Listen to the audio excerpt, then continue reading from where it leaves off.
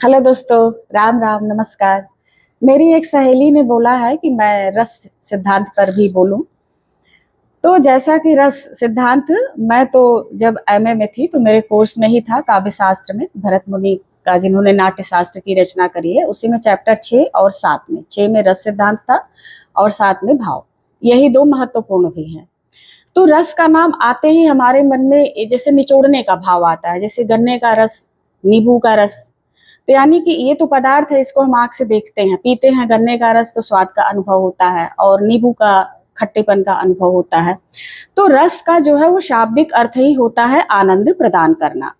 काव्य पढ़ने से, साहित्य पढ़ने से, नाटक देखने से या कुछ अच्छी चीज खाने से जो हमारे मन में आनंद की उत्पत्ति होती है, उसे ही रस कहते हैं। रस नाट्य शास्त्र के प्रवर्तक जो है वो आचार्य भरत मुनि है। ऐसी एक किंवदंती है कि कहा जाता है कि जब वेदों की रचना ब्रह्मा जी ने की थी, तो वेद उपनिषद वगैरह सब पढ़ने श्रवण करने के पश्चात ही लोगों के अंदर आनंद की अनुभूति नहीं होती थी, जैसे एक निरस्ता सी लोगों के अंदर व्याप्त रहती थी। तो एक दिन घूमते हुए नारद मुनि ब्रह्मा जी के पास पहुंचते हैं और कहते हैं कि भगवान, आप एक ऐसे ग्रंथ की रचना करिए जिससे कि लोगों को श्रवण करने के पश्चात आनंद की अनुभूति हो। तो ब्रह्मा जी ने भरत मुनि को कहा नाट्य शास्त्र की रचना करने को। एक किंवदंती है। तो नाट्य शास्त्र की रचना संस्कृत में भरत मुनि ने किया है, जिसका उद्देश्य ही होता है अपने कला के माध्यम से नाटक के प्रत्येक पात्र को, जो देखने वाले दर्शक हैं, उनके मन में विशेष प्रकार की भाव यानी आनंद की उत्पत्ति करना।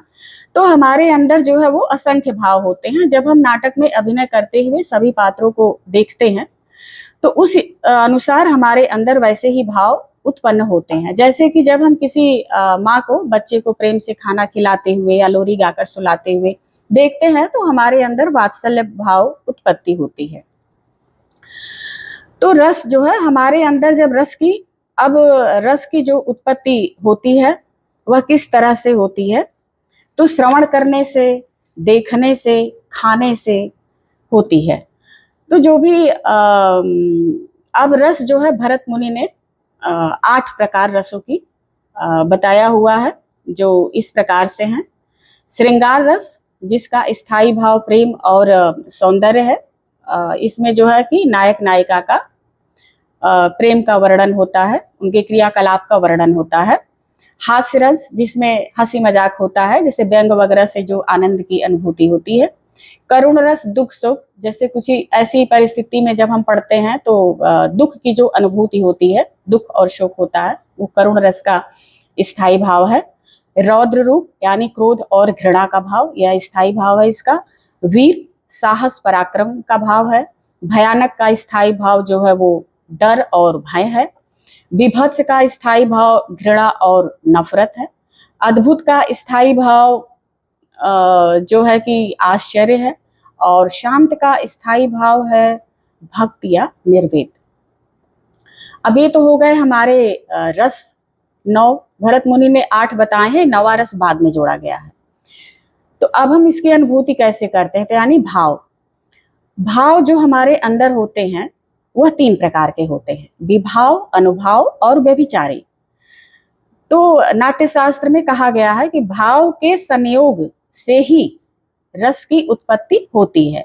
विभावानुभाव व्यभिचारी संयोगाद्रस निष्पत्ति है। विभाव, जो व्यक्ति या पदार्थ अन्य व्यक्ति के हृदय में भाव उत्पन्न कर देते हैं, उसी को विभाव कहते हैं। विभाव को भी 2 भेद होते हैं, आलंबन और उद्दीपन। आलंबन का अर्थ होता है सहारा पाकर जो स्थायी भाव जगते हैं, वही आलंबन होता है, जैसे नायक और नायिका का। आलंबन के भी 2 पक्ष होते हैं, आश्रय आलंबन और विषय आलंबन। तो जिसके मन में भाव जगे वह आश्रय हो जाता है, और जिसके कारण मन में भाव जगे वह विषय आलंबन हो जाता है। जैसे राम के मन में सीता के प्रति जो भाव जगा, तो यहाँ पर राम आश्रय हो गए और सीता जो है वो विषय आलंब हो गई। उद्दीपन, परिस्थितियों के अनुसार जो भाव जगते हैं, जैसे जब सीता को राम जी सुबह वाटिका में देखते हैं तो सुंदर फूलों का खिलना, फूलों का खुशबू और सुबह का वातावरण, ये सब परिस्थितियां उद्दीप्त करती हैं भावों को जगाने में।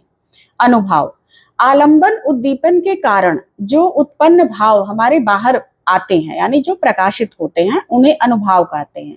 एग्जाम्पल के तौर पे जब हमें क्रोध आता है तो हमारी कुछ कायिक शारीरिक क्रियाएं होती है, जैसे क्रोध में चेहरे का लाल हो जाना और हाथ पांव इधर उधर पटकना और चिल्ला चिल्ला करके बोलना, तो ये सब अभिव्यक्ति ही अनुभाव कहलाता है।